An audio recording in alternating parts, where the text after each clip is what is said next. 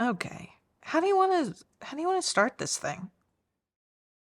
I would like to know what you thought of the McIntosh gear personally. Well, before I answer that question, Okay. I Why'd you ask me how I wanted to start it? because I want your input. That does not mean I will follow it. But 100% true. but I do want to know. By the way, this is Unplugged 21. Okay. I decided. Last one was 20. This one's 21. There you We're go. not counting lives. Okay. They're not the same. Not Anyway, the same. I just want to shout out to Sal said something that I thought was really funny. Exquisite review. Kind of feel like the Mac gear deserves their own blanket in a separate temperature-controlled room and a warm glass of milk before going to bed. I agree with you, Sal. I agree with you. I really liked the McIntosh. I did not want to see them leave our bench. Everything, and I mean everything, sounded better with the Mac gear. So, I mean, what are we even talking about? It's just better. It's better. Yeah. But I get it. It should be better because, I mean, it does cost a lot of money. Yeah. A lot of money. Yeah. But sometimes being more expensive does not always equate to a better performance.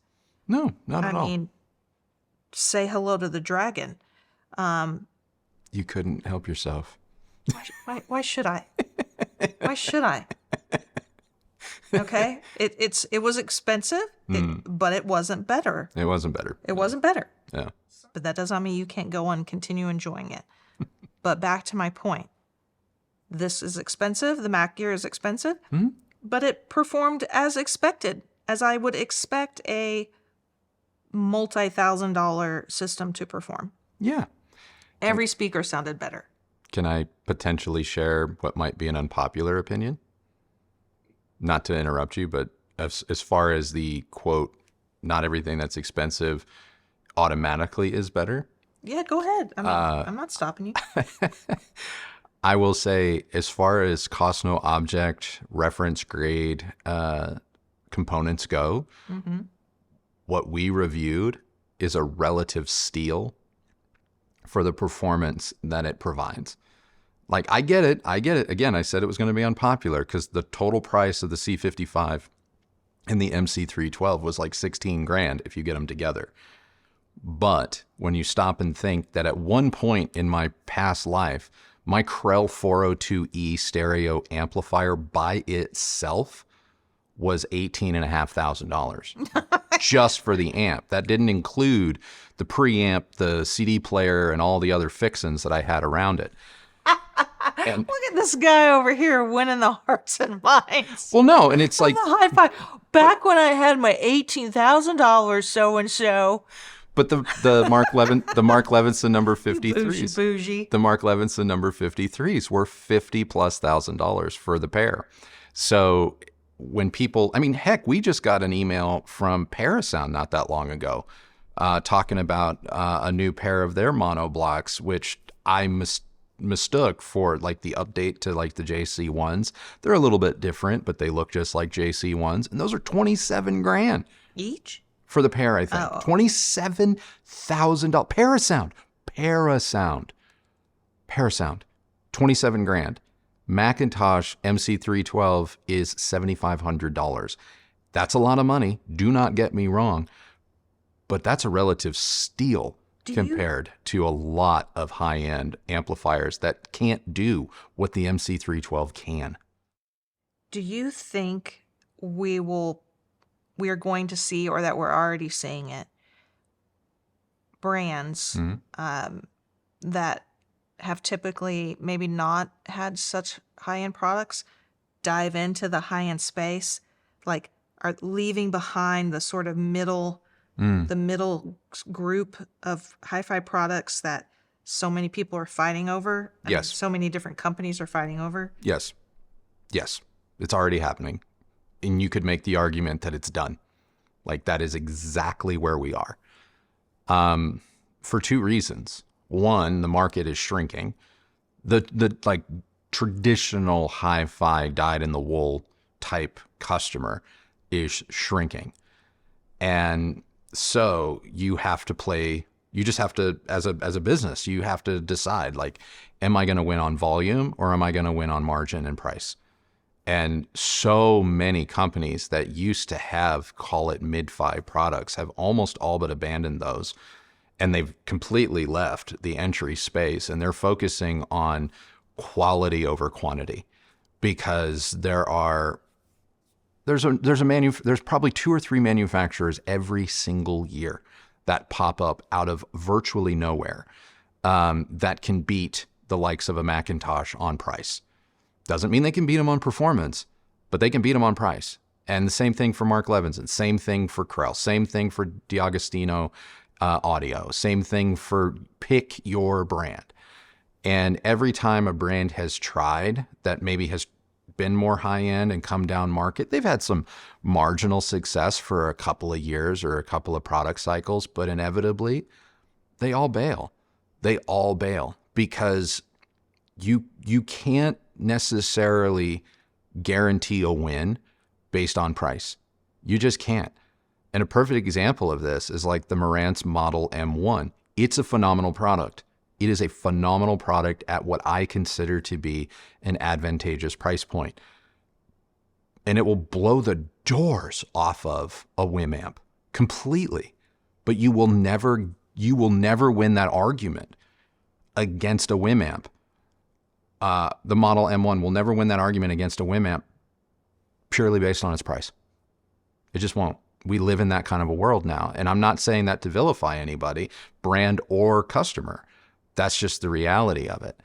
But all that said, when I did take a giant step back and really look at all of the things that the McIntosh gear did, provided, and how it performed, it actually, I didn't really kind of say this in the script, but I wanted to. It actually, in my opinion, it gave off high-end bargain vibes to me. I was like $7,500 for an amplifier like this. Like, this is a one-and-doner. Like, I defy you. Like, if you like something else, you're liking it for individual reasons. But on the whole, if everyone could be fortunate enough to be, quote, Oprah Winfrey gifted, you get an MC312, you're never buying another amp again. Let's just be honest. You aren't. Unless you're just a Carl and you're like, well, it's Tuesday, I need a new amp.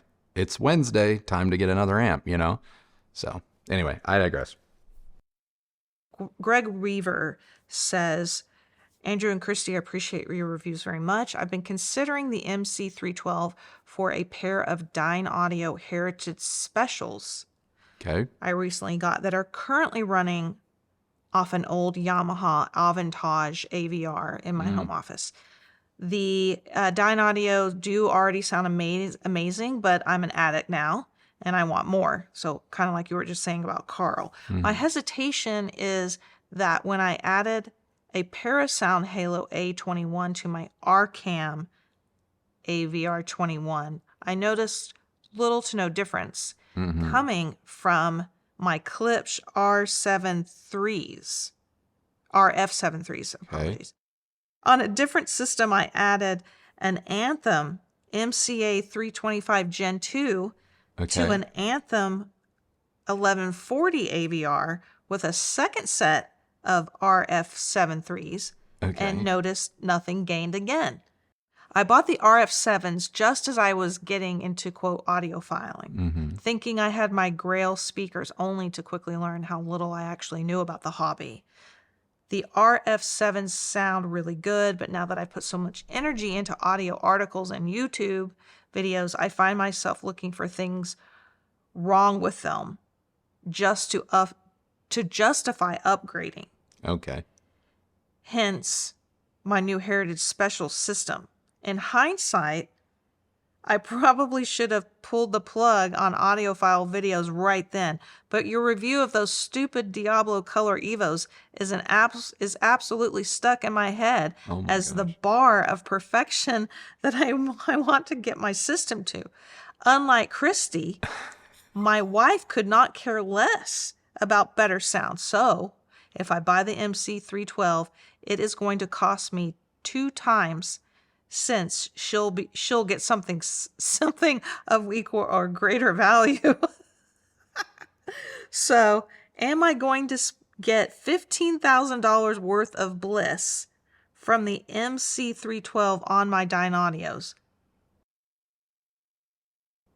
Is that it? Yeah. Okay. Who is this person's name again? Greg. Okay, Greg. Because the question started last year. So, Greg, please don't buy anything. I mean this sincerely. It sounds like you have spent a crazy amount of money, and I can almost sense that I have an understanding as to why you're not happy yet. You hit the nail partially on the head by saying that watching videos like ours, or just audiophile YouTube in general, always makes you side-eye and second-guess what you have. That's an unfortunate byproduct. So please hear me when I say, please don't buy anything else. And don't buy anything else without selling some other stuff. Because I think what you're running into may have 3 factors that are playing a very, very big role in your, I'll call it dissatisfaction, or like lack of surprise or aha moment. Number 1, it sounds like you're trying to compare and balance improvements or lack of improvements across multiple systems that may be in multiple different rooms that are all going to have their own kind of traits.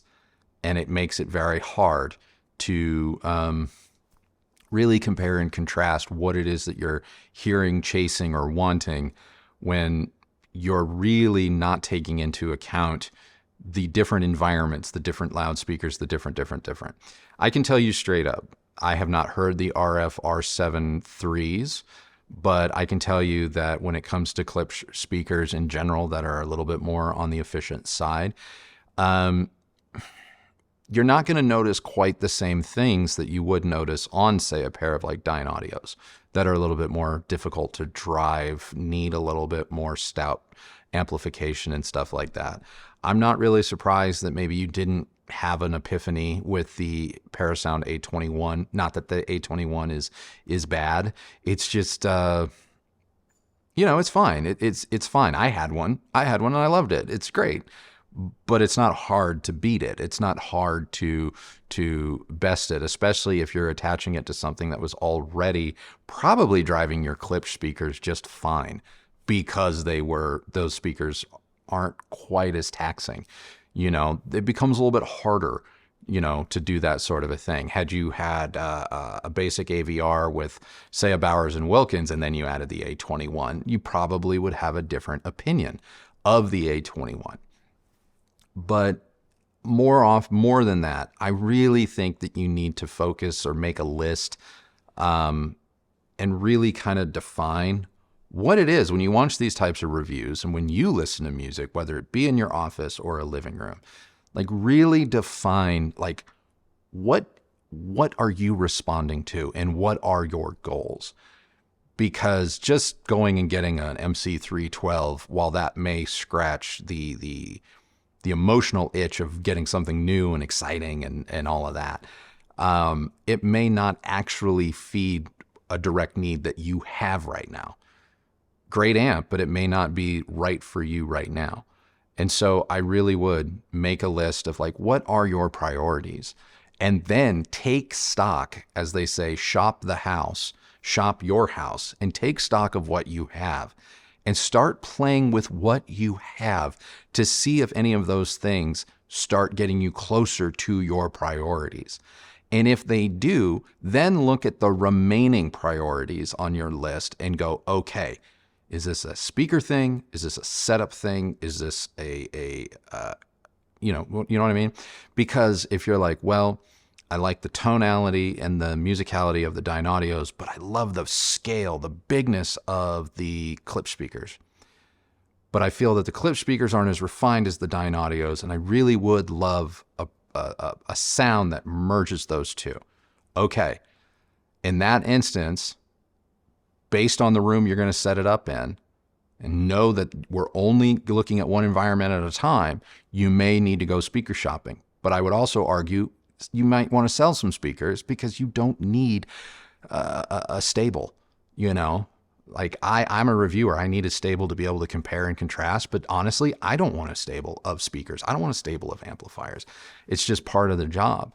But as an individual, like this can also lead to you feeling overwhelmed. So take a giant step back. The MC312 isn't going anywhere, or any McIntosh amp, or any amp that ultimately is the right amp for you. Same for speakers. Really take stock, look at your setup, and understand that it's possible. If you haven't tweaked setup, like if you haven't pulled your klipsches out from the wall, put them a little bit closer together, pulled them further apart, moved your listening chair forward or backwards a foot, you may not have even heard all that those speakers are capable of with the gear you already have. So just take a knee, take a breath. I get it. I've been there, but you really need to have a plan before you just start buying stuff. And just really quick, before anybody goes down into the comments and calls Greg, you know, anything other than an awesome viewer. Yes. Let's not pick on Greg. Okay. He asked a legitimate question, and this is something that I see time and time again. Yeah. Maybe not to this particular level, Greg. You are going to win that category, but I mean, the number of people that would do something similar, but with maybe less expensive products, like buying every new Wim Fosse name, you know, whatever, those kind of like smaller products that are on the more budget side, like that. It's the same thing. That is really no different. The chase is the same. It's just the price tag is different. Is different. Yeah. So be kind. It's the same mentality. Yeah. Moving on, I want to talk about HiFi EQ, like as in room EQ. Okay. I want to know what you think of RJ's comment here. Proper audio equipment does not require an equalizer. If the signal is reproduced and amplified properly, equalization is superfluous. Okay. True. I mean, I can follow the logic on that. I absolutely can. The problem is that if the signal is carried through and treated properly and amplified properly, does the signal need any equalization? No, it doesn't need any adjusting. It's fine. But once the signal turns into sound waves, and those sound waves are transmitted through your environment, then the signal is kind of secondary, because we want to make sure that the speaker room interaction is such that it doesn't, quote, degrade the purity of the signal that came right up into your speaker's drivers.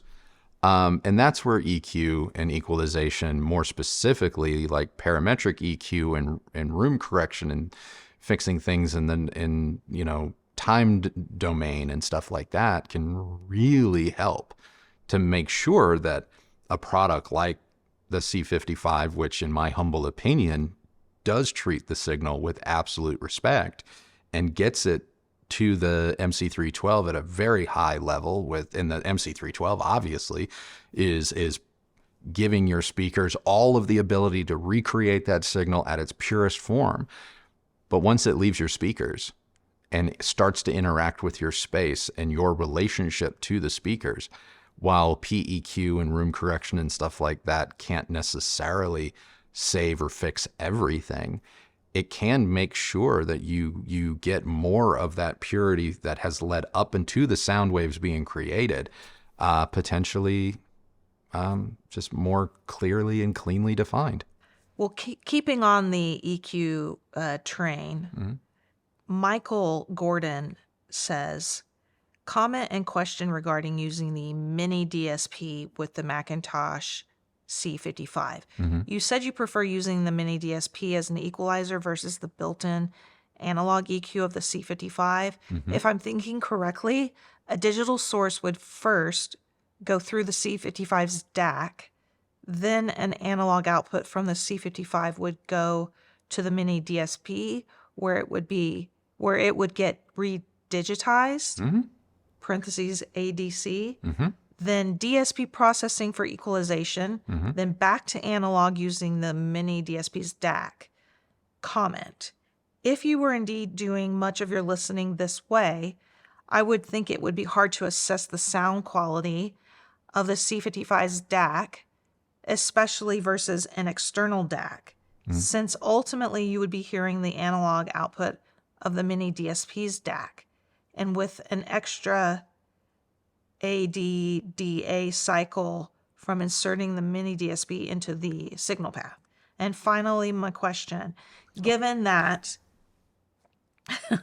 the mini DSP can actually function as a preamp, although without the plethora of input options the C55 offers, what is gained sonically by using the C55 at all? In other words, if you're going to use the mini DSP for EQ, why bother with the C55 at all? Just send your source, either digital or analog, to the mini DSP and then onto the power amp. Correct. Did you compare source to mini DSP to amp versus source to C55 to mini DSP to amp? And if so, how did the two compare? Okay. I compared, yes, I did run the MC312 directly through the mini DSP SHD, using the SHD as a DAC, preamp, and EQ. And that sounded phenomenal. It was great. The only knock I have against it is my SHD, unlike the new ones, my SHD does not have the HDMI input. Boo. And second, it doesn't look like a McIntosh. And yeah, that matters to me. It does. It matters to me to the point where I was hiding my SHD behind our bench because it looked goofy to me to have this really thin DAC preamp EQ next to this piece of audio jewelry. That's just me. Is the mini DSP SHD as good as the C55? In a lot of ways, yes. In a lot of ways, I could make the argument, as I make in the review, the SHD is better from a functionality standpoint with respect to how I like to use my system. Did I use the C55 without the SHD in the signal chain, blah, blah, blah? Yes, I did. I did at length.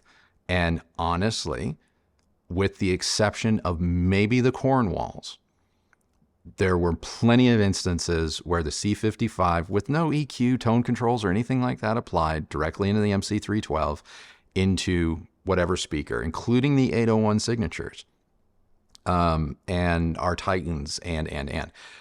That was enough. I didn't really feel like EQ was necessary. I really didn't. I personally really like EQing the Cornwalls. I do. I'm not saying that they need it. I'm just saying that I have found that something like an SHD in the signal chain when listening to Cornwalls takes that $6,000 or $7,000 pair of speakers, whatever the Cornwalls cost now, and really ratchets up their performance quite a bit by giving that, especially when driven correctly with a good amp, by giving that large woofer just that little bit more control. I can make the Cornwalls on a bass level really start to compete. Maybe not beat, but really start to compete with the likes of, say, an 800 signature from B&W.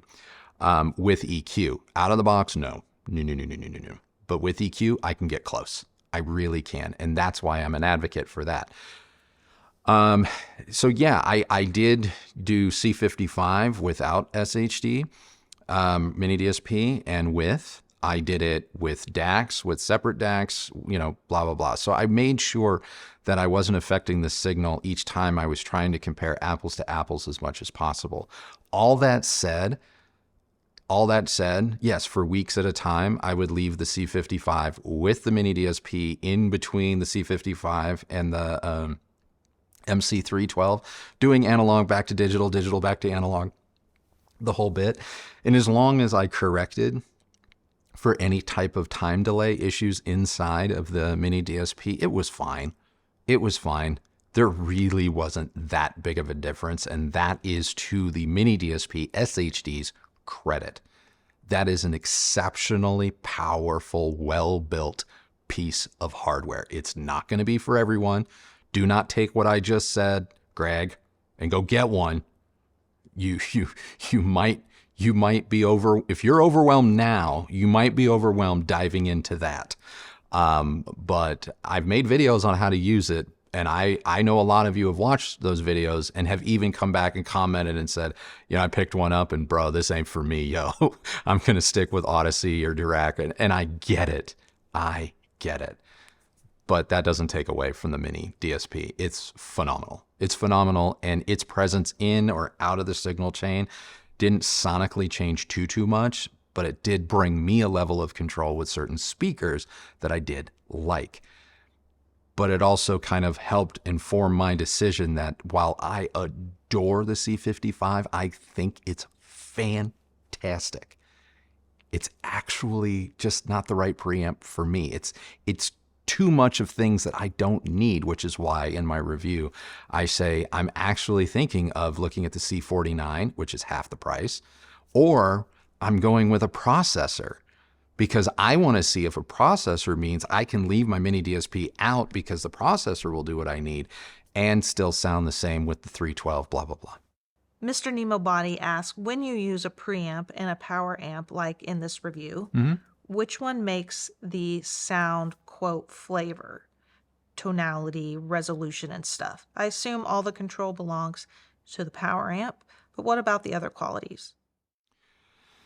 I mean, in theory, a perfect preamp should do nothing more than really take in the signal and pre-amplify it, get it ready for distribution to the amplifier, and allow you to just switch between various sources without doing really anything to the signal. Now, when you have DACs involved with preamps, there's things that a DAC can do. It can take a digital signal, it can reduce jitter, it can reclock a digital signal, and then of course it obviously has to convert that digital signal to analog, blah, blah, blah. But in theory, a preamp should not let you know it's in the signal chain. It should be transparent.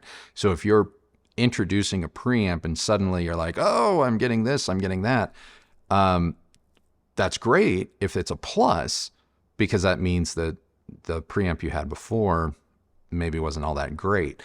So things like channel separation, better definition, separation between instruments and things like that inside of a soundstage, a little bit better dynamic contrast and whatnot, those can start at the preamp level, especially if your preamp is like one of these kind of dual mono construction kind of things or super isolated from interference inside.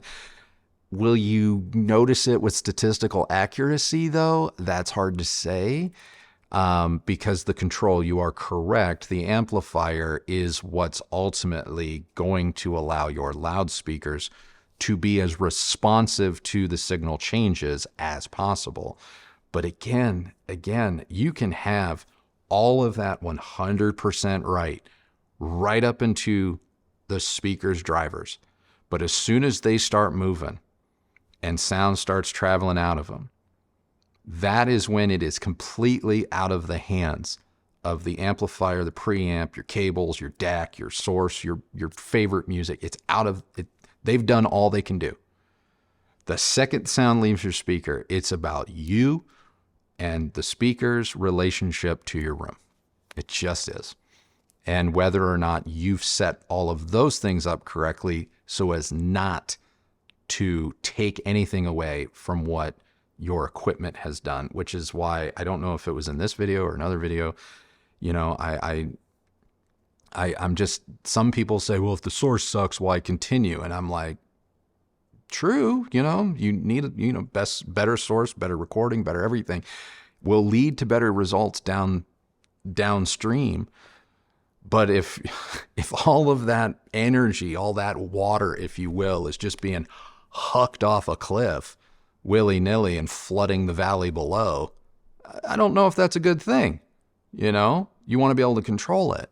And that's where setup is just one of the best things anyone can do to their system before you go spending money, is really take the time to see and know if your speaker, listening chair, and room relationship is right. I want to move over to comparisons, McIntosh comparisons, starting with Marantz. Oh, okay. Johan says, how would you compare the McIntosh Power Amp with the Marantz Amp 10? The Amp 10 is a multi-channel, 16-channel amplifier, I think it was. I think that's its claim to fame. It's Class D, or was it Class H? Class H or Class D, something super efficient. Although efficient does not mean cool, because that amp ran way hotter than the McIntosh ever did. For the record, about the same footprint, height, width, depth, right? Obviously, channel count's different.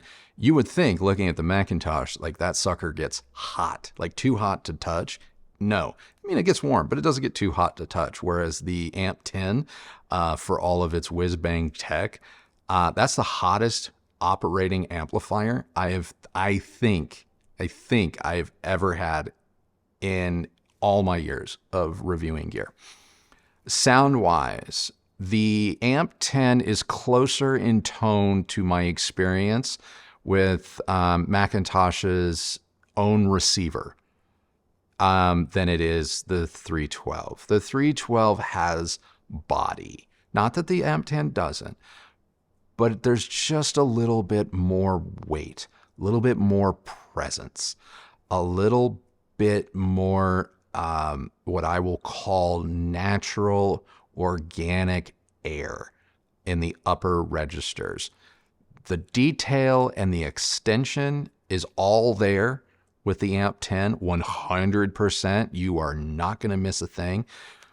But a piano trill or a flute, through the 312 captures a little bit more of the organic quality of a person either blowing through the instrument itself, or the dimensionality of the physical size and makeup of the piano that is being replicated through the movement and physical touch of a person.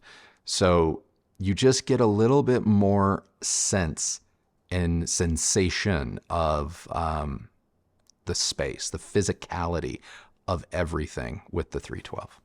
Okay, another person says, you said that the Marantz Cinema 30 comes close to this experience with the Dirac Live activated. Mm-hmm. What part of the Marantz drives this, or is it more about Dirac? And comes close in which category? Detail, imaging? It comes close in when you're able to take the deficiencies of your speaker, room, and listening position relationship and minimize them. Maybe not completely do away with them, but minimize them to such a degree.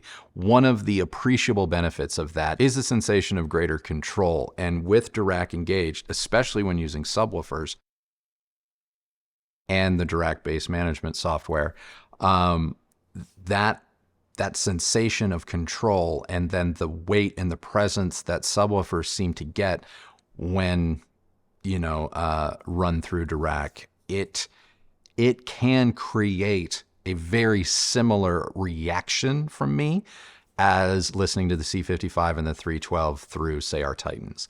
You can get close. I'm not going to say it's the same because as I listen to different recordings per se, again, going back to I listen to a lot of piano music, a lot of small ensemble jazz.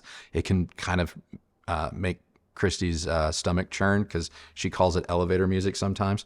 But when listening to a lot of that stuff where there's not a lot of other sounds to distract you, the McIntosh is it's easier to start to appreciate the physicality of everything that you're hearing. For movies, I don't think you need all of that, in which case the Cinema 30 with Dirac may be a better movie-making machine than investing in something like a McIntosh, unless you have just crazy needy speakers. But if you're someone like me where it's like I'm chasing the soul of something, I'm chasing the intent of something on a level that I don't always get to experience. When you hear it, it's pretty powerful stuff. Okay, well, I told you we should have included this next one. How does the McIntosh face against the Technics? Technics also has the cool displays. Ryan Conrad says, I'm surprised Technics was not listed as an amp comparison. Okay. I suppose that's due to a difference in tone.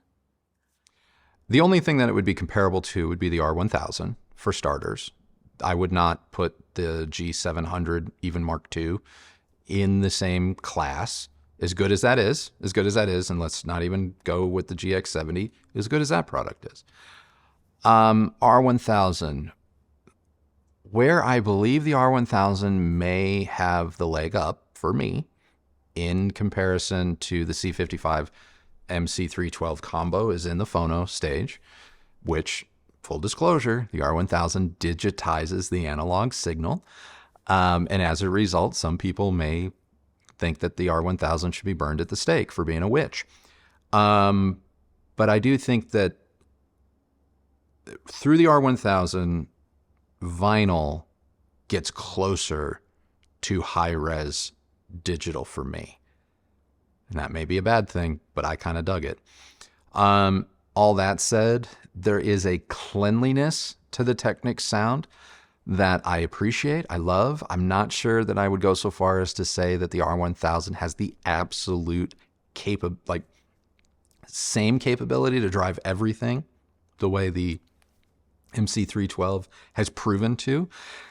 I really wish I had an R1000 when we had the 800 signatures. That would have been a real great torture test. And I'm not saying that the R1000 would have failed, but I would love to know, but unfortunately I can't comment on that. Yeah, I love the R1000. I do. It is pretty. It is. It's a little jewelry box of goodies. Oh, I love it. It's great. It's still one of my favorite amplifiers. Yeah. And I'm with you. I wish that we could have put the Technics on the Bowers and Wilkins speakers. It would have been interesting. It would have been really great to have that experience. Yeah. Because I think so highly of the Technics amplifier. I pretty much like all of their amplifiers. They are pretty good. And they look beautiful. So if looks matter to you, the style matters to you, I definitely think that Technics is worth a look. Yeah. Yeah, I'm not going to go so far as to say that I think they're the same or that ultimately they're ultra competitive with one another. Obviously, you save by going with the R1000, but I think there are benefits. And that those benefits are going to kind of go back to my previous answer to the question before, which was there's a sense and a sensation of physical presence that McIntosh just kind of nails for me, that while other products can do it, don't quite do it to the same degree. Well, what about ROTEL and MICHI? Respect Armor asks, could you compare that superb McIntosh combo with the ROTEL RA1592 Mark II? And is there any chance that you'll be reviewing the MICHI P5 plus S5 combo, or perhaps the MICHI X5 Series 2? Okay. The 1592 Mark II is at about the $3,000 price point. It's so good. It's so good, but it isn't this. The ROTEL excels at the control, the immediacy, the snap, the dynamic punch, and that's to its credit. But it doesn't have the subtlety and the finesse at the upper registers. It has the rendering of the pristine quality, but things start to sound a little glassy in comparison. And I've just found that over the years, because we had ROTEL, we had the ROTEL receiver the same time we had the 7200, and that was something that I noted back then, is that there's just that air, that breath, again, that sense that there is a person playing an instrument, and that person, their physical presence is having an impact on the instrument. That is something that comes through more clearly through the McIntosh, whereas with the ROTEL, and I felt this is the same for the MICHI integrated that we had, it's getting the notes the notes right, but it may not always render what led up to that note as apparent as what I feel the MC312 and C55 do, or the MC312 with, a really good preamp DAC can do. As for other MICHI stuff, I can't really comment any more than I already have, because they weren't here. There was talk at some point that maybe we were going to have the MICHI stuff during the Bowers and Wilkins thing, and that's on me. I didn't follow through with that, partially because the weight of the MICHI gear was going to be over like 200 some odd pounds. And if I was building a forever system and I had settled on that gear, that the weight wasn't going to be an issue. But knowing that maybe the MICHI would have to live on our bench for 3 days, and then I'd have to move it and then bring it back 2 days later, and do that kind of a dance for 2-3 months on end, I just made a judgment call. We had so many other things too here at that time that I'm like, my back does not have 250-pound amplifier money, so to speak, right now. So that's on me. Well, Casey Austin says this is a really timely video for me. Casey recently picked up a pre-owned MC452, which is their first piece of McIntosh gear, and is pairing it with an EVERSOLO A8 as the preamp. Great. With the Cornwall 4s. As is tradition, my friend brought over his current amp, which is the Yamaha AS2100, so that we could A-B them. Yeah. When we started flipping back and forth between them, I was shocked to find that they were nearly indistinguishable from each other. This was at all volumes, and even with my lower sensitivity Statement 2 DIY speakers. The Yamaha was very slightly brighter when bypassing the internal preamp, but using the Yamaha's preamp, they sounded identical. Is this expected? Is that line of Yamahas just tuned to cater to fans of McIntosh sound at a lower price? I love my McIntosh amp, but now I'm seriously considering selling it and picking up a used Yamaha for thousands cheaper. Would love to hear your thoughts. Look, the Yamaha AS 1200, 2200, 3200, those are phenomenal products. They just are. I don't know if I would go so far as to say that they're exactly the same, but they're phenomenal. And that's what you run into when you start getting into these upper echelons of hi-fi. Phenomenal's phenomenal. At some point, we are paying a bit more of a premium for other things, like design, like support, like buying experience, warranty, things like that. But so those are all things that you have to weigh. Now, if you're buying on the secondhand market and you're not going through a dealer, or you're on eBay or something like that, like you don't care about some of those things, in which case you are primarily going to be focused entirely on, does it scratch this itch, or is it as good as X? And when you get right down to it, it is possible in your particular setup, using your particular speakers, Cornwall 4 specifically, like you may not need to go all the way McIntosh to get the most out of those speakers. And to that end, I would not be surprised. And if it makes sense for you financially to downgrade and go with the Yamaha, do it. Why not? The only thing I love better than good sound is commas in my bank account. And so why not? Because there are certain limitations, like broken record, there's just limitations to the room speaker listening position relationship to the speaker itself. And once you get to that kind of threshold, it's like now you either got to make some dramatic life changes or dramatic system changes to make other things worth it. And it just sounds like maybe you found the threshold for what you have. And if that's the case, and that you can get right to that line for less, do it. Do it. I wouldn't judge you, and I don't think anyone would. That doesn't take anything away from McIntosh or what you already have. As you point out, it also is is great and sounds just as good, but it just might make more sense for you to go in a different direction. That's all.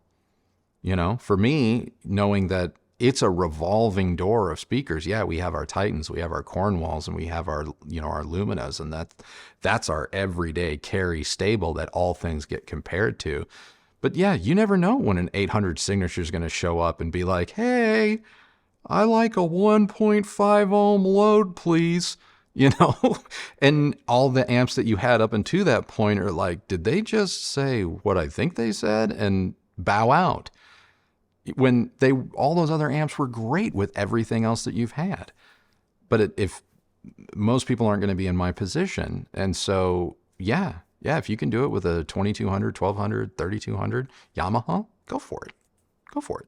I want to pick up on part of the previous question as it relates to the EVERSOLO. Okay. We had a couple of questions about the A8.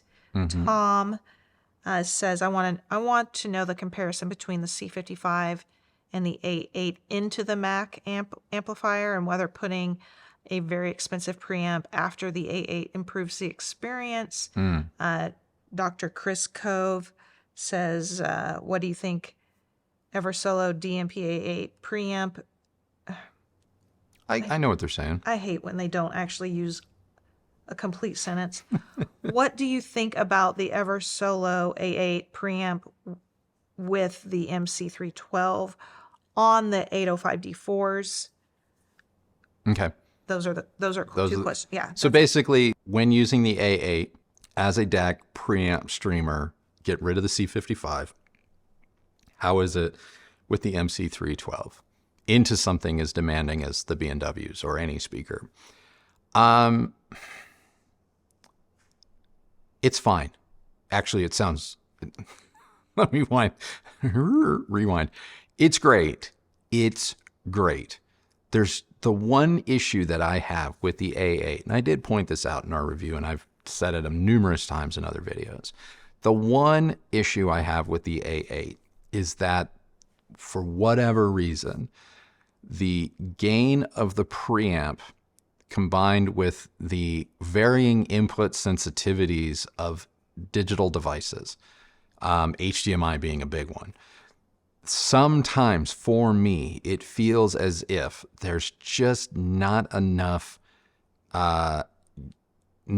play in the volume ladder, if you will, of the A8. And I run into that all the time. Not to say that doesn't sound great, not to say that I would shy away from it. It's just something to be aware of. And it's just something that I never ran into with the C55. And it's just, that's kind of like it.